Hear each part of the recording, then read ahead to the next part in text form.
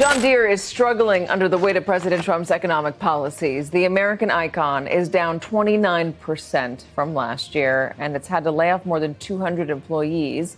As the manufacturer reports, tariffs have cost them $300 million, with $300 million more. At 11, Deere & Company is responding to former President Donald Trump's threat to put a 200% tariff on products the company tries to sell into the U.S. Trump made the comment during a campaign stop in Pennsylvania on Monday. I'm just notifying John Deere right now.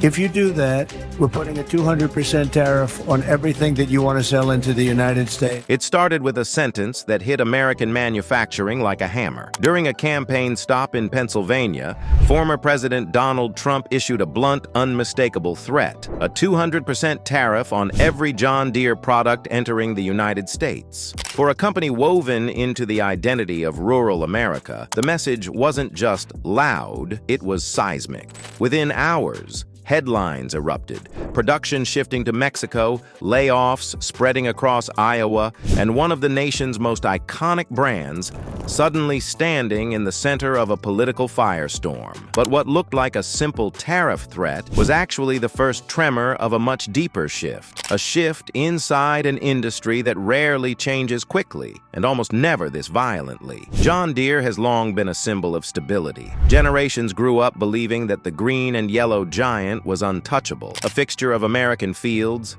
and American life. But beneath the surface, something more fragile had been forming. Quiet signals, production delays, cost spikes, facility reconfigurations had begun to multiply long before the public knew what they meant. Then the shock hit. Early 2025 tariff policies carved straight into Deere's financial core. Analysts watched in disbelief as projections showed a potential $500 million impact, with one quarter alone delivering a $100 million blow to earnings. Deere's stock sank nearly 30% in a single year. Internal reports warned the total hit could reach $600 million before December. For the first time in decades, Deere found itself facing a question no one expected. Was Made in America still enough to survive American policy? The effects spread fast. Layoffs cut more than 200 jobs across U.S. plants, shattering the illusion that Deere's manufacturing footprint was unshakable. Supply chains strained. Investment plans stalled. Profit margins narrowed to levels the company hadn't seen in years. Reuters described it as one of the most severe shocks to agricultural machinery makers in nearly a decade. But the impact didn't stop inside corporate walls. It moved outward, into rural towns where Deere isn't just a company, but part of the local heartbeat. Farmers stopped upgrading equipment. Bankers paused loan approvals. Land values wobbled. Dealers across both the U.S. and Canada reported cancellations on a scale they hadn't witnessed since the last major agricultural downturn. Old tractors stayed in fields longer. New equipment sat idle in showrooms. Communities began to feel something that couldn't be measured on a spreadsheet. Hesitation, uncertainty, the sense that a pillar of rural stability was suddenly shaking. This wasn't just a business story anymore. It was the first chapter of a crisis that would spread far beyond Iowa, far beyond John Deere, and deep into the future of American industry. The shock hitting John Deere didn't stay contained for long. Across the agricultural equipment world, the numbers began to fall in the same direction. Case YH slashed staff in North Dakota and Minnesota. Smaller manufacturers pulled back production hours. What began as a slowdown slowly hardened into something colder, a market freeze, where everything stood upright, yet nothing moved. While demand softened, another pressure slammed into the industry. Imported components, the parts that keep entire assembly lines alive, suddenly carried new tariff costs. Companies were forced to consider raising prices by 2% to 4% on upcoming models, a move that risked pushing even more farmers to the sidelines. It created a cycle of hesitation, farmers waiting for clarity, dealers delaying inventory, manufacturers cutting shifts, each link in the chain looking over its shoulder for the next unexpected announcement. And the real cause wasn't market conditions. It wasn't supply chains. It wasn't equipment demand. It was policy unpredictability. Throughout 2025, Tariff announcements arrived with no rhythm. Some came through brief press releases. Others erupted into the news through offhand comments that instantly sent markets spinning. No one knew which rules would apply in 30 days, let alone next quarter. Manufacturers found themselves guessing instead of planning. One moment in particular sent shockwaves across the sector, a proposal hinting that if John Deere shifted production out of Iowa, tractors could face tariffs of 200%. The idea never became policy, but the message alone was enough to rattle every boardroom. Companies paused expansions. Managers rewrote production calendars over and over as fresh tariff updates appeared with little warning. Procurement teams struggled to secure parts in a landscape where rules shifted by the week. And then, slowly, the outline of a new strategy emerged. Canada. Multiple provinces offered dramatically lower electricity costs. Policy remained stable. Provincial governments encouraged industrial growth, especially in forestry and agricultural supply chains. Suddenly, Canada wasn't just a neighboring partner. It became a stabilizing anchor. John Deere began leaning into a multi-region model. When U.S. uncertainty spiked, Canadian operations could absorb the shock.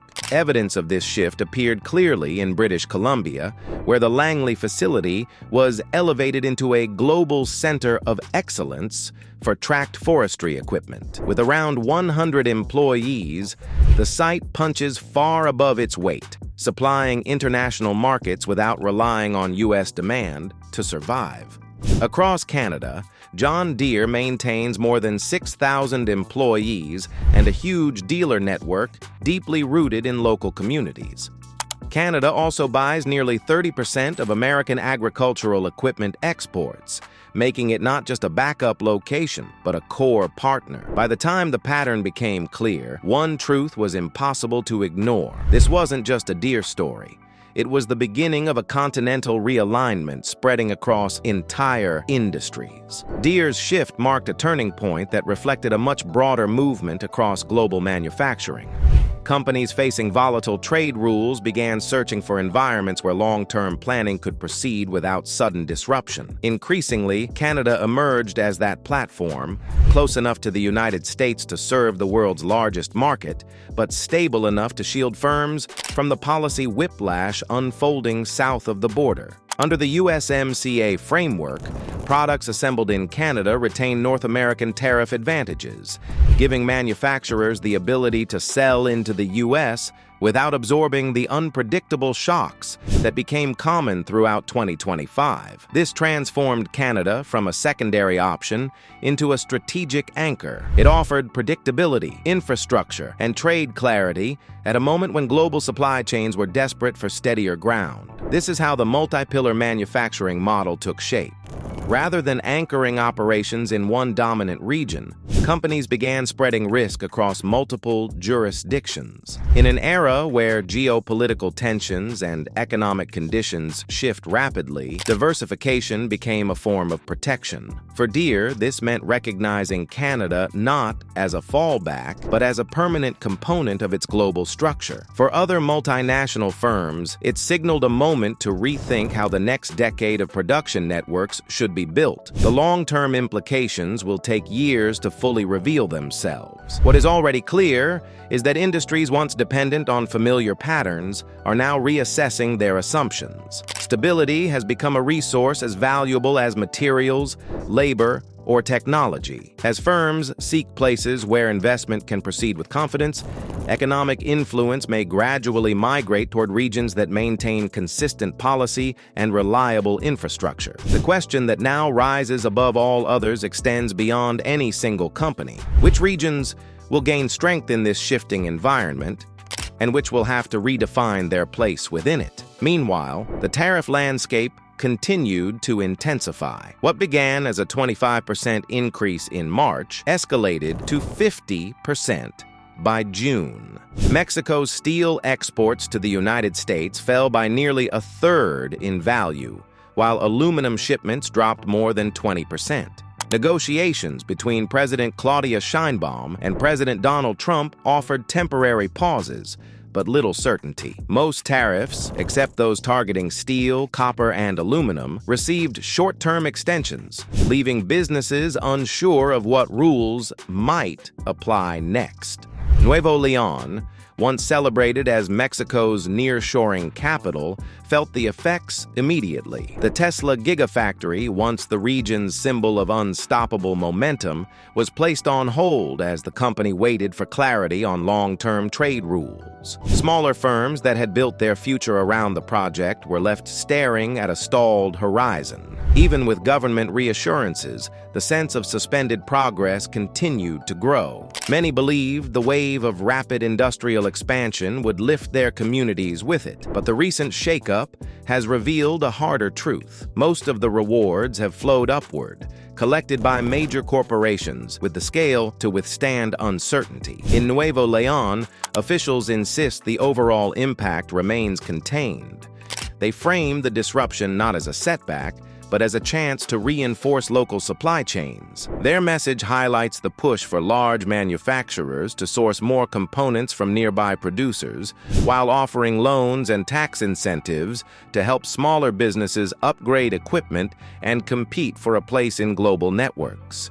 Yet researchers warn that integrating small workshops into international supply chains has never been simple. Requirements for volume, consistency, and delivery dependability rarely match the capabilities of small regional operations. As a result, many rely on employment from the larger firms around them rather than securing direct participation in their production ecosystems. Despite this, Nuevo León's government maintains its focus on strengthening domestic manufacturing through initiatives like Made in Nuevo León, which promotes local entrepreneurship and encourages industries to select regional suppliers whenever possible. These efforts align with national programs under Plan Mexico, designed to elevate the country's competitiveness by increasing domestic production capacity. But analysts argue that Mexico still faces a significant challenge: persuading companies that depend heavily on foreign markets to cultivate stronger relationships